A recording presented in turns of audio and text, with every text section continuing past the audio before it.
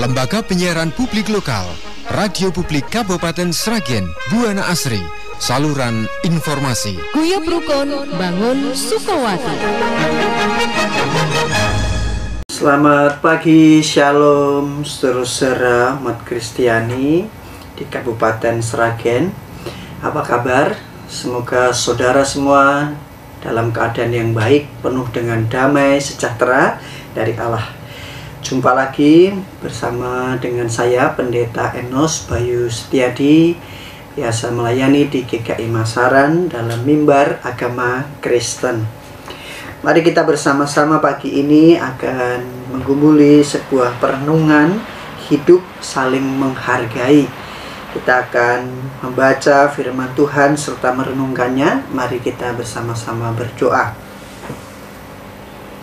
Di pagi yang cerah ini kami bersyukur kepadamu ya Tuhan, karena Engkaulah Sang Pencipta dan Pemelihara kehidupan. Kami bersyukur karena setiap hari selalu ada hal yang baru yang boleh kami alami. Kami bersyukur bahwa kami masih diberikan kehidupan oleh Tuhan. Dan kami percaya sepanjang hari ini pun juga kami akan disertai dan dipelihara oleh Tuhan. Kami akan memulai hari ini dengan merenungkan firman Tuhan. Biarlah firman Tuhan yang boleh menuntun kehidupan kami untuk hidup seturut dengan kehendak Tuhan yang kudus.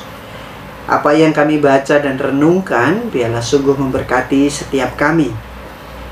Berkati hamba-Mu ini dalam keterbatasannya, supaya firman Tuhan dapat dinyatakan. Di dalam nama Tuhan Yesus Kristus kami menyambut firman-Mu yang kudus. Saudara yang dikasihi dan mengasihi Tuhan, saya akan membacakan firman Tuhan dari surat Kolose 3 ayat 12 sampai yang ke-15. Karena itu sebagai orang-orang pilihan Allah yang dikuduskan dan dikasihinya, kenakanlah belas kasihan, kemurahan, kerendahan hati, kelemah lembutan, dan kesabaran. Sabarlah kamu seorang terhadap yang lain, dan ampunilah seorang akan yang lain, apabila yang seorang menaruh dendam terhadap yang lain. Sama seperti Tuhan telah mengampuni kamu, kamu perbuat jugalah demikian. Dan di atas semuanya itu kenakanlah kasih sebagai pengikat yang mempersatukan dan menyempurnakan. Hendaklah damai sejahtera Kristus memerintah dalam hatimu, karena untuk itulah kamu telah dipanggil menjadi satu tubuh, dan bersyukurlah. Saudara pasti biasa mendengar lagu ini. Wong kok ngene kok dibanding-bandingke, saing-saingke ya mesti kalah. Ku berharap engkau mengerti, di hati ini hanya ada kamu. Saudara, kalau ditanya siapa sih yang mau dibanding-bandingkan? Kita kan tahu setiap orang itu berbeda-beda dan masing-masing memiliki keunikannya. Setiap orang diciptakan dengan cara yang istimewa oleh Tuhan, dan Tuhan memang menciptakan kita berbeda-beda, tidak seragam. Rambutnya berbeda, wajahnya berbeda, bahkan suku, ras, warna kulit, bahasa, adat, budaya, agama kita berbeda-beda. Dan menurut saya perbedaan ini adalah rahmat dari Tuhan. Tapi sayangnya masih banyak orang yang mempermasalahkan perbedaan dan keragaman. Perbedaan dan keragaman itu bukan sesuatu yang harusnya dirayakan, tetapi menjadi persoalan sehingga ada banyak gesekan serta perselisihan. Bahkan perbedaan-perbedaan yang terjadi di tengah masyarakat bisa mendatangkan bahaya konflik dan perpecahan. Ini yang mestinya harus dihindari. Kita juga seringkali mendengar peribahasa dalam bahasa Jawa, rukun agawe santoso, trah agawe bubrah, yang artinya kerukunan itu akan mendatangkan kesejahteraan, sedangkan perpecahan akan menimbulkan kesengsaraan. Ini artinya sama dalam bahasa Indonesia, bersatu kita teguh, bercerai kita runtuh. Untuk membangun persatuan butuh usaha bersama. Tapi kalau untuk menghancurkan nggak perlu rame-rame. Cukup satu orang saja, satu perkataan yang menghancurkan, maka bisa menghancurkan banyak relasi, komunitas, kelompok, persekutuan, bahkan di tengah masyarakat kita bisa terjadi peperangan. Maka saudara-saudara, kita hidup di tengah perbedaan dan keberagaman ini haruslah saling menghargai. Kalau perbedaan adalah rahmat dari Tuhan, maka ini soal bagaimana kita belajar saling menghargai di tengah perbedaan dan keberagaman. Kita ini kan hidup di tengah berbagai budaya. Saya menggambarkan ada dua budaya di tengah masyarakat kita. Yang pertama budaya kematian, dan yang kedua budaya kehidupan. Apa yang dimaksud dengan budaya kematian? Budaya kematian maksudnya kebiasaan yang membuat orang lain itu menjadi tertekan, terhimpit, terdiskriminasi, terasing, lalu mati eksistensinya. Hal itu terjadi disebabkan karena kebencian, karena intimidasi, karena konflik, peperangan. Mereka yang lemah lalu tertekan, terhimpit, dan mati. Ada budaya-budaya kematian yang setiap waktu itu ditawarkan dalam kehidupan kita. Budaya yang tidak menghargai perbedaan yang ada pada kehidupan sekitar kita. Lalu dampaknya merusak persatuan dan kesatuan. Lalu bagaimana menghadapi budaya kematian yang seperti ini? Lawannya dengan budaya kehidupan. Apa yang dimaksud dengan budaya kehidupan? Budaya yang membiasakan sikap-sikap inklusif, sikap yang menghargai perbedaan dan keberagaman, terbuka menerima perbedaan yang ada, kebiasaan untuk menerima dan menyambut yang berbeda, kebiasaan untuk menjadi seorang sahabat meskipun ada keberagaman, kebiasaan untuk memberikan belas kasihan meskipun kita dibenci, meskipun kita didiskriminasi, tapi bagaimana caranya kita terus berusaha menjadi orang yang baik. Dan juga kebiasaan untuk belajar mengampuni, sebagaimana karya Tuhan Yesus di tengah dunia dengan pengorbanannya di kayu salib, mengampuni dosa-dosa setiap kita. Dan inilah budaya kehidupan yang ditawarkan oleh Tuhan Yesus.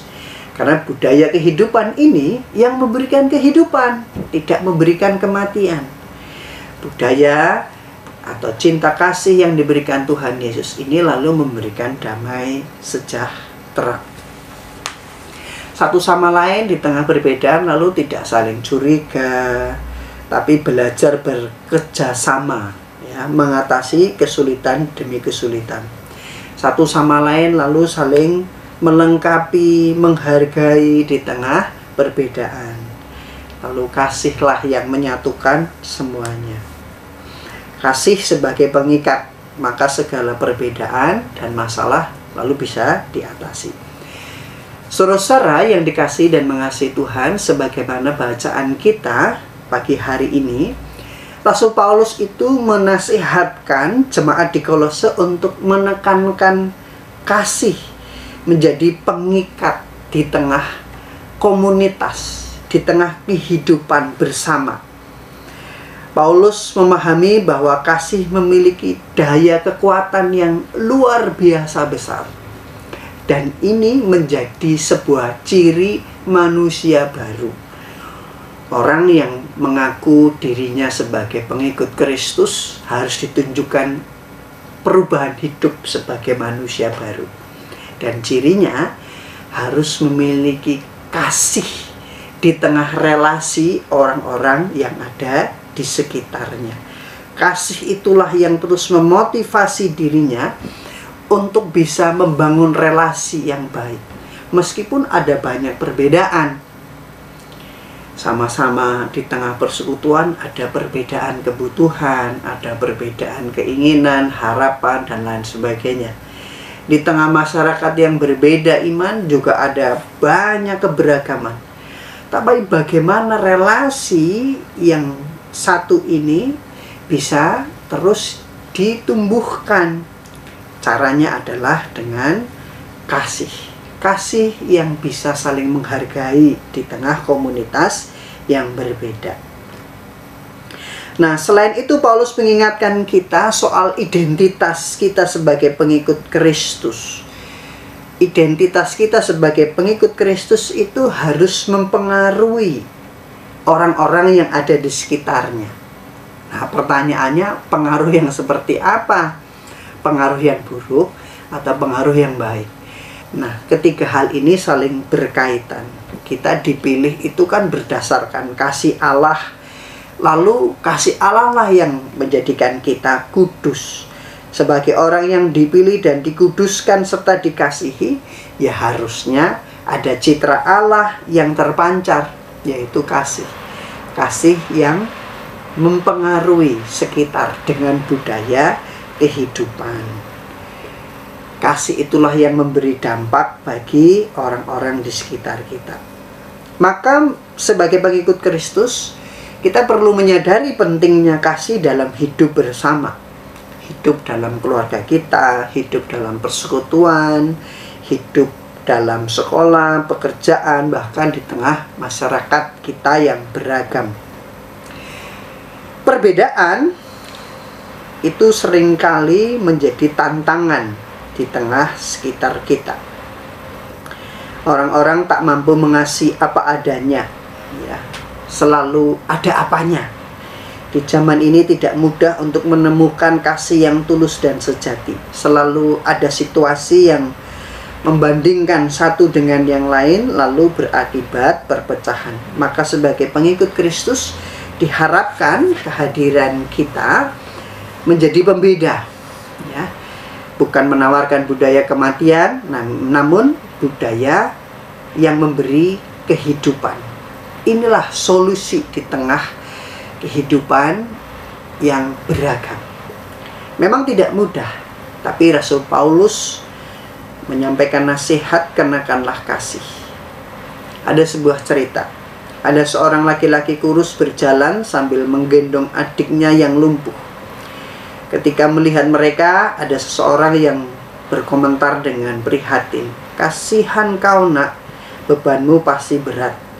Lelaki yang menggendong adiknya menjawab secara spontan, "Dia bukan beban, karena dia adikku." Sang kakak tidak merasa bahwa menggendong sang adik sebagai beban. Memang setiap orang bisa memandang dari sudut pandangnya masing-masing, sehingga suatu perbuatan yang dipandang sebagai beban oleh seseorang ternyata tidak bagi yang lain. Perbedaan sudut pandang tersebut, jika dicermati lebih mendalam, sesungguhnya sangat dipengaruhi dan ditentukan oleh motivasi pelakunya. Dan motivasi sang kakak dalam menggendong adiknya dalam kisah ini tadi adalah kasih. Maka dalam berbagai kondisi dan keadaan, memang kasihlah seringkali yang menjadi pembedaan, yang menjadi pembeda.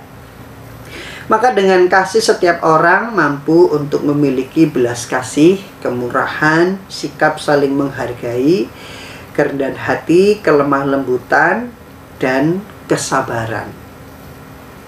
Karakter-karakter ini yang memberi kehidupan. Kasih memiliki daya dan kekuatan yang mengubah cara pandang seseorang. Kasih yang bisa memberikan kita semangat baru. Kasih bisa lalu memulihkan, kasih bisa meredam kemarahan, kasih bisa menghadirkan banyak hal yang ajaib. Dan kasih selalu bisa menghargai apa yang orang lakukan kepada kita, apa yang menjadi keistimewaan orang lain, apa yang orang lain tawarkan dalam kehidupan kita. Semua bisa kita hargai. Oleh karena itu, saudara-saudara yang dikasihi dan mengasihi Tuhan, mari hidup di tengah perbedaan dan keberagaman yang ada di tengah masyarakat kita dengan saling menghargai dan menyebarkan kasih. Amin. Tuhan Yesus memberkati. Selamat beraktivitas. Lembaga Penyiaran Publik Lokal Radio Publik Kabupaten Sragen, Buana Asri, saluran informasi. Guyub Rukun Bangun Sukowati.